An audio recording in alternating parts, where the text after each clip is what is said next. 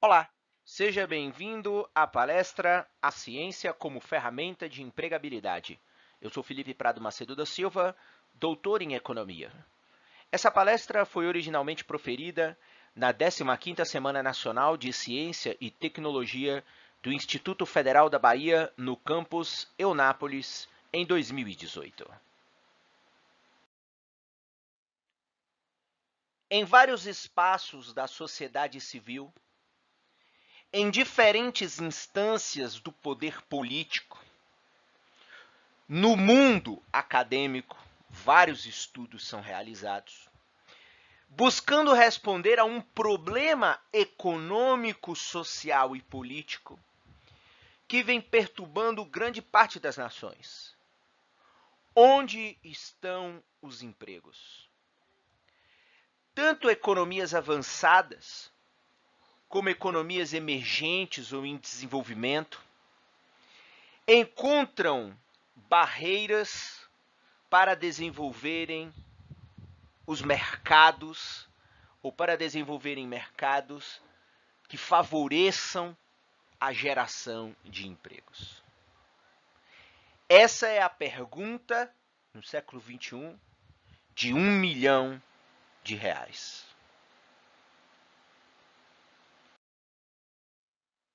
No princípio, era muito fácil encontrar a origem dos trabalhos ou a origem dos empregos, que estavam, na sua grande maioria, concentrados nos espaços rurais, em torno de uma agricultura que ainda era rudimentar.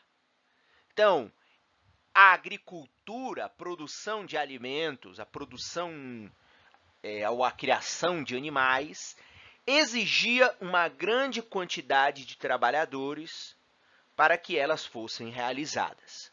E a grande massa de empregos estava facilmente identificada nesta atividade primária.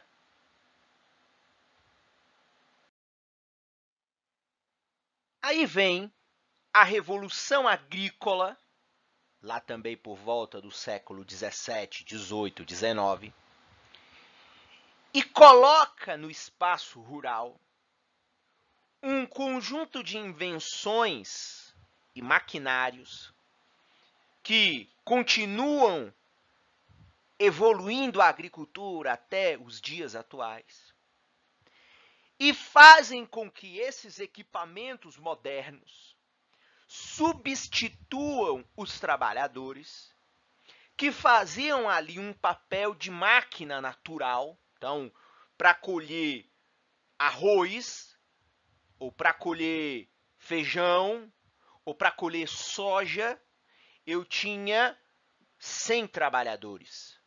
Agora, eu preciso de 2 máquinas que realizam o mesmo trabalho desses 100 trabalhadores. E o que acontece visualmente no espaço rural? Ele não precisa mais de tantos trabalhadores. Então, o espaço rural que você via uma enormidade de trabalhadores, como formigas, agora você enxerga espaços rurais vazios e operados com máquinas e equipamentos sofisticados que substituem, em última instância, os humanos que ali estavam. E para onde vão os trabalhadores diante desta revolução agrícola?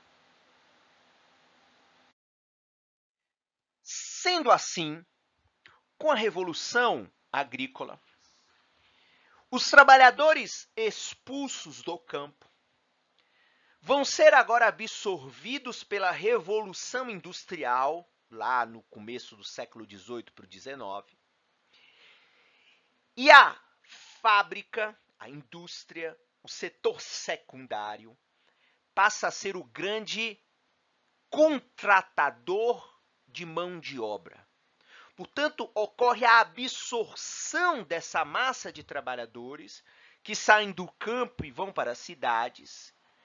Trabalhadores esses que vão trabalhar em conjunto com as primeiras máquinas industriais para produzirem um conjunto de produtos industriais que passam a ser grandemente demandados pela sociedade capitalista em questão.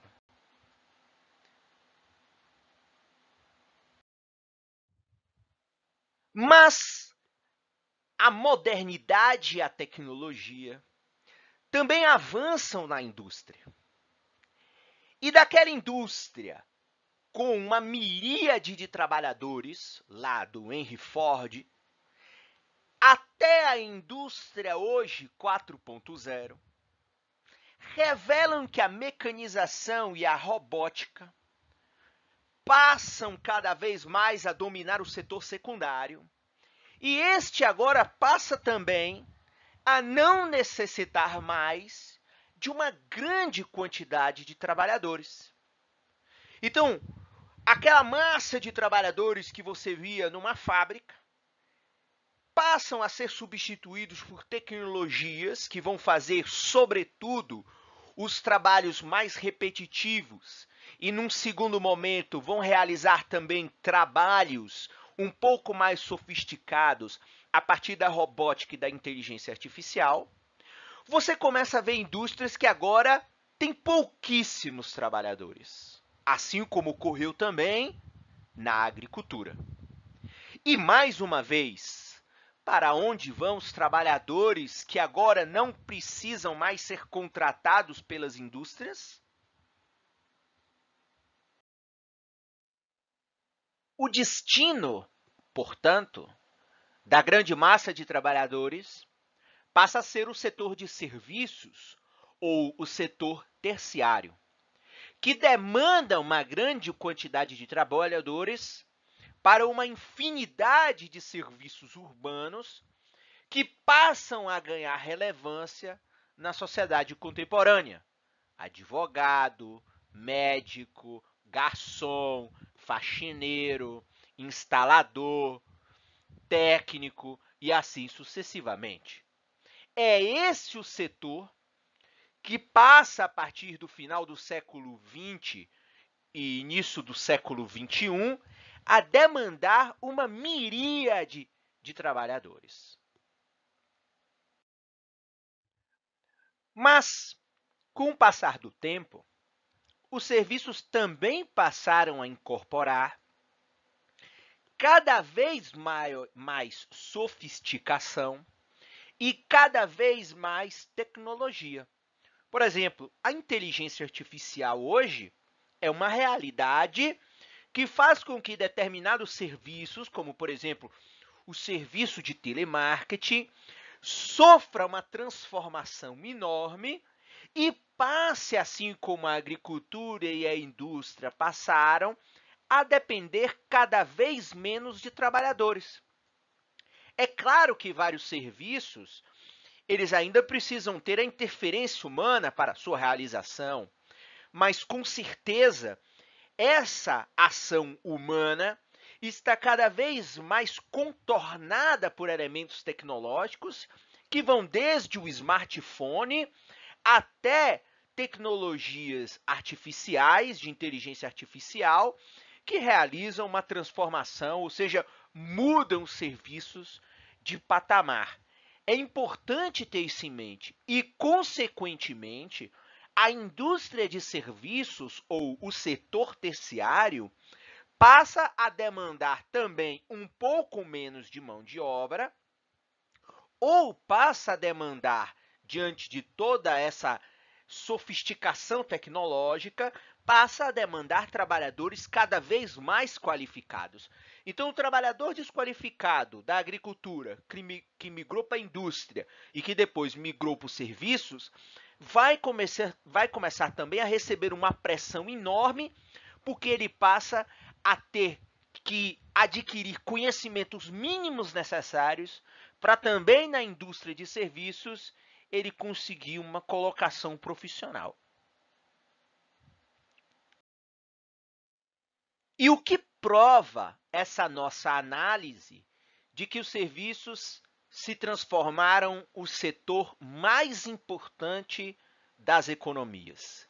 Se analisarmos aqui brevemente, neste gráfico 1, o PIB brasileiro, o Produto Interno Bruto, ou seja, a geração de riquezas no Brasil, vamos notar que os serviços representam 58,3% do valor agregado da economia brasileira. Ou seja, 58,3% da riqueza gerada em um determinado ano na economia brasileira são provenientes do setor de serviços.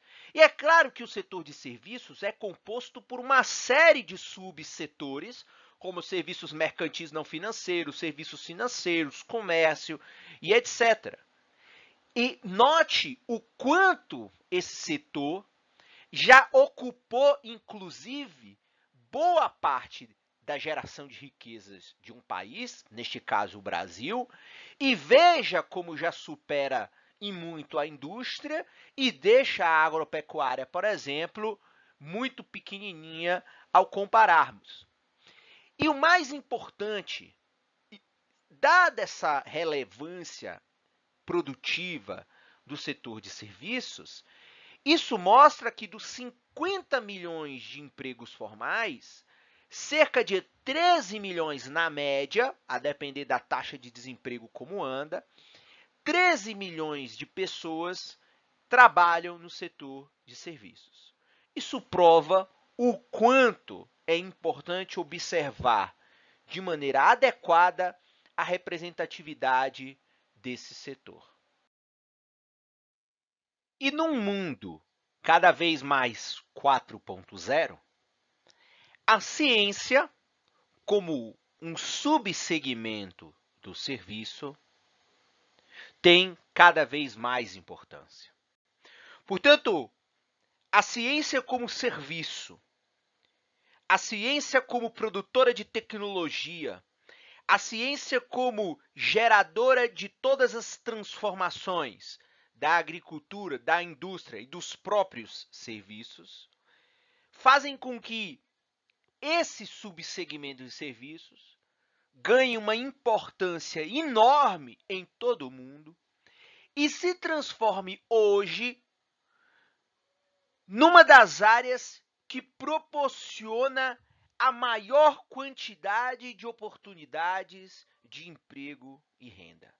Ou seja, trabalhar com ciência, trabalhar com tecnologia, produção, manutenção e geração de ideias, inovações do mundo tecnológico, são áreas de serviços que cada vez mais oferecem oportunidades de emprego. Mas como falamos anteriormente, são áreas de oportunidade que exigem dos trabalhadores qualificações cada vez maiores. Portanto, não é mais aquele simplório trabalhador da agricultura, aquele simplório trabalhador da indústria ou aquele simplório trabalhador da área de serviços. A ciência exige em qualquer um desses setores da economia que a ciência vá produzir resultados, exige trabalhadores cada vez mais qualificados. Então, a primeira pergunta dessa palestra já foi respondida. Ou seja, a ciência, como um subsetor dos serviços, é uma importante ferramenta de empregabilidade. Ou seja, um laboratório, por exemplo, de genética vegetal ou animal, emprega hoje muito mais trabalhadores, cientistas, do que uma fazenda que cria gado. Isso aí eu não tenho nenhuma dúvida. Agora, se os empregos estão na ciência, a grande massa hoje de bons empregos estão na ciência, onde estão então os melhores salários dentro deste setor? Dentro deste, ou melhor, dentro deste subsegmento dos serviços. Como que a gente pode identificar os melhores postos de trabalho? Não existe dúvida de que o estudo ele é determinante para que o trabalhador tenha salários ou retornos econômicos cada vez maiores. Um estudo da Fundação Getúlio Vargas vai, portanto, afirmar, ele pode ser encontrado numa das reportagens da revista Exame, de que um salário de um trabalhador ele aumenta cerca de 15% para cada ano de estudo a mais que esse trabalhador tem. Revelando, portanto, que, por exemplo, no setor de ciência e tecnologia, o estudo é relevante para a contratação de um novo trabalhador. E quanto mais horas e quanto mais anos de estudos esse trabalhador tem, maior será, consequentemente, a sua remuneração. Outra reportagem que confirma o que falamos anteriormente e que serve de prova cabal de que estamos cada vez mais num mercado de trabalho em que o estudo é determinante para a renda, uma reportagem da Globo apresentou alguns detalhes.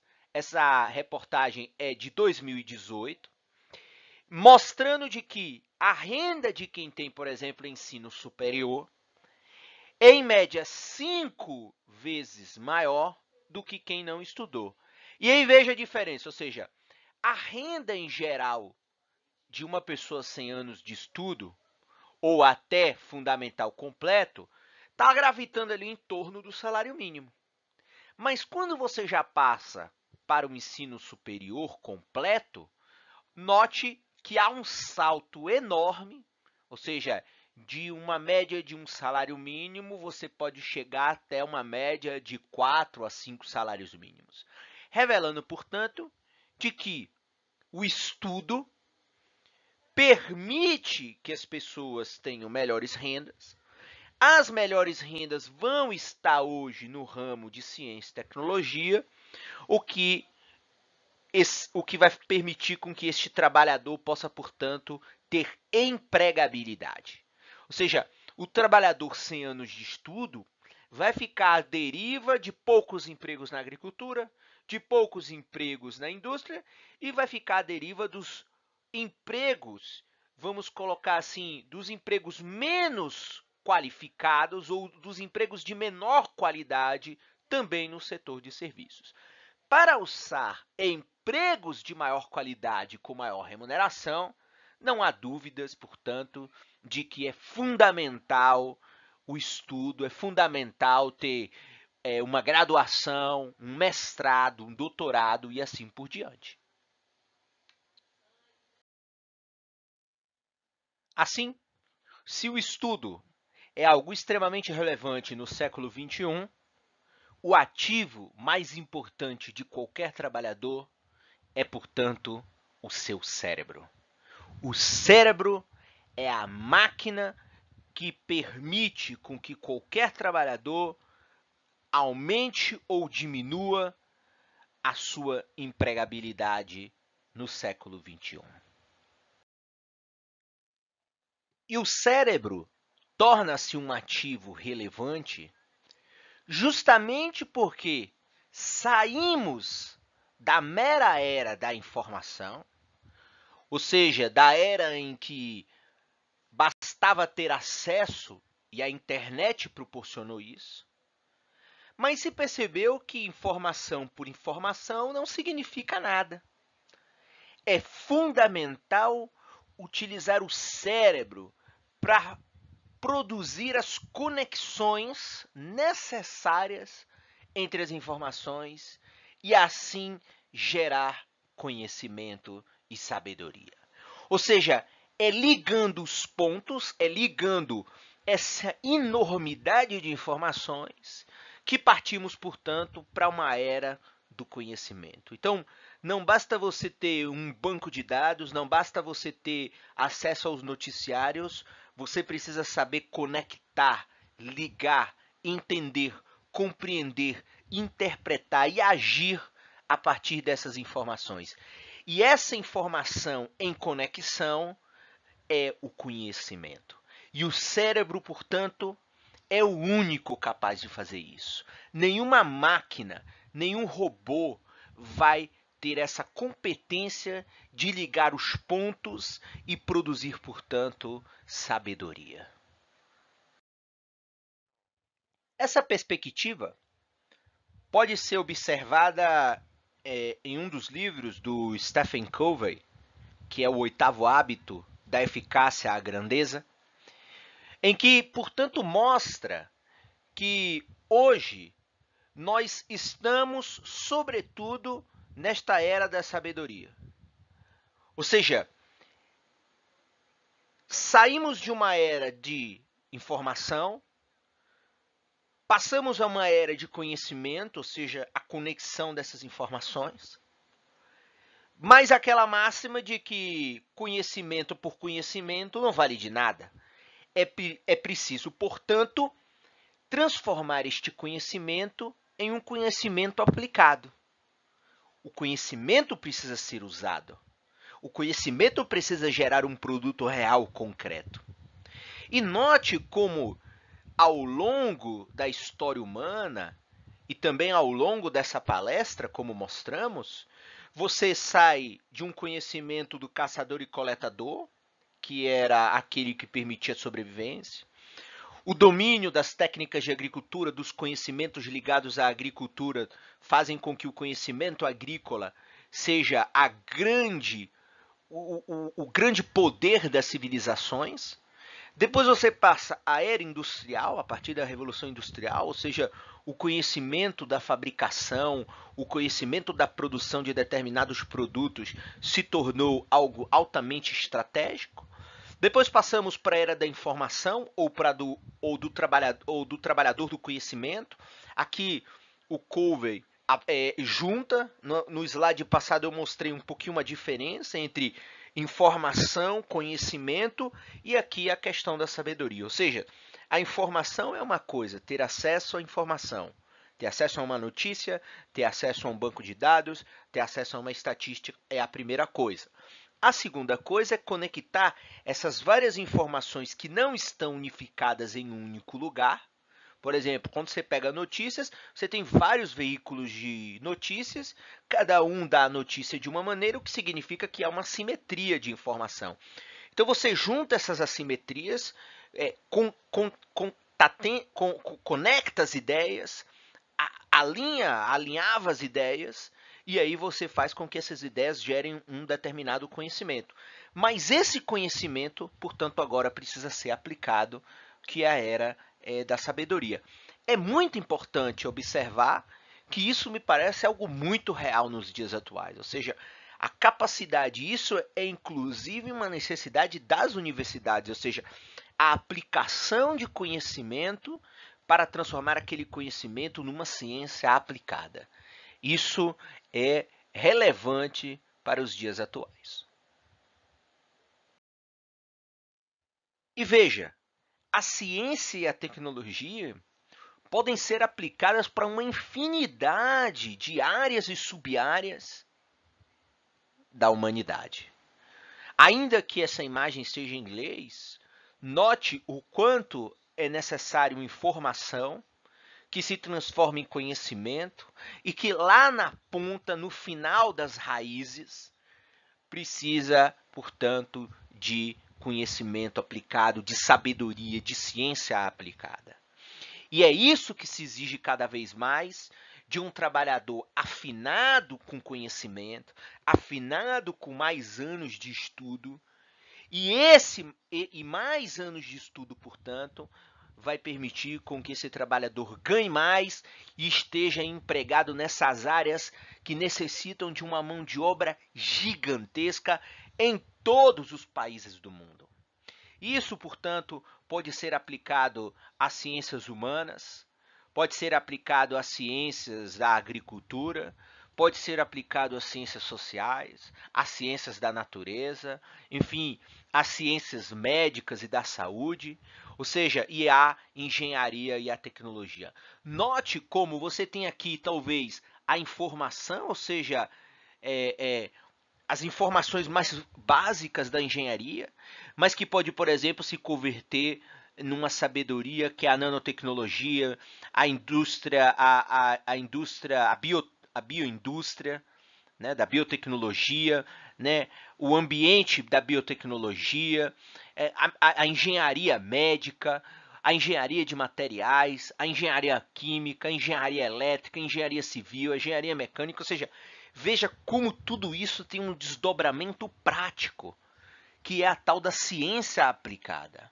Então é fundamental notar como hoje existem oportunidades, mas as oportunidades elas exigem trabalhadores cada vez mais qualificados e preparados para lidar com essas áreas, que são áreas muito complexas, são áreas que exigem profissionais com nível intelectual, com o cérebro, com o ativo cérebro cada vez mais capacitado, cada vez maior. E o que dizer do Brasil? Uma importante medida para compreender se estamos bem colocados do ponto de vista da ciência e da tecnologia, do ponto de vista de um setor que emprega muita gente, de um setor que precisa cada vez mais se desenvolver, porque é o sinônimo de estratégia, é o sinônimo de soberania nacional. Note que o Brasil tem muito poucos doutores para cada grupo de 100 mil habitantes. E o doutor, por que essa referência? Porque o profissional com doutorado em qualquer área é o profissional que foi treinado, qualificado para ser um pesquisador e, portanto, naturalmente, um grande qualificado para gerar informação, conhecimento e sabedoria.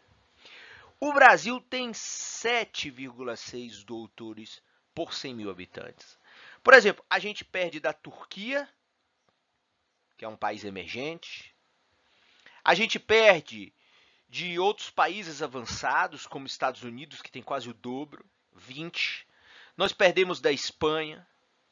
Nós perdemos da Noruega, que tem 30. Nós perdemos da Alemanha, que tem 34,4 doutores por 100 mil habitantes. Então, note o quanto estamos atrasados na quantidade de trabalhadores preparados para estarem dentro do setor mais relevante de um país hoje, que é o setor de ciência e tecnologia. Então, na média, formamos 15 mil doutores e 50 mil mestres, enquanto só os Estados Unidos formam 60 mil doutores por ano. Mostra o quanto o nosso setor de ciência e tecnologia está muito atrasado em relação a outros países. Isso porque, se a gente voltar para o gráfico aqui, para que eu não me esqueça, olhe Portugal, que foi o nosso colonizador. Tem 39 doutores por 100 mil habitantes, ou seja, tem 39 trabalhadores qualificados para fazer ciência, tecnologia, pesquisa e desenvolvimento, enquanto o Brasil só tem 7. Então, estamos muito atrás na formação, na qualificação e na preparação dos nossos trabalhadores, o que mostra que ainda temos um largo espaço de ampliação na qualificação e na empregabilidade de novos cientistas. E consolidando os dados no Brasil, tendo como fonte os currículos Lattes, nós vamos notar lá que no Brasil nós temos em torno de 132 mil doutores em todas as áreas que estão preparados para fazer ciência e tecnologia para uma população de mais de 200 milhões de habitantes. Ou seja, é muito pouco. E o Brasil tem mais um agravante. Note que quase 50% disso está concentrado nos estados do Sudeste, né? Ou seja, São Paulo, Rio de Janeiro, Minas Gerais e Espírito Santo. Então, nós ainda somos vítimas de uma enorme desigualdade regional para a produção de ciência e tecnologia. Mas note, isso aqui também tem um lado positivo. O Brasil ainda tem muito a crescer, ou seja, há muitas oportunidades para pessoas, para trabalhadores que estejam interessados em se qualificar e estejam desejosos de fazer ciência e tecnologia em qualquer campo de estudo. E o que dizer da Bahia?